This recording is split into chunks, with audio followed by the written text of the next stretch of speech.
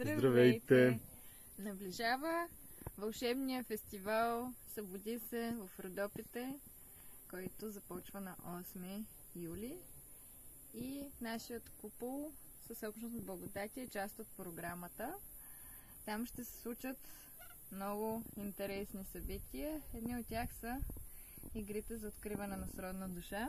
Очакват ни 3 събития, 2 от които са игрите за откриване на сродна душа, които правим вече една година, и едно ново събитие изненада, което е за откриване на нови приятели, и там вече се допускат и обвързани хора.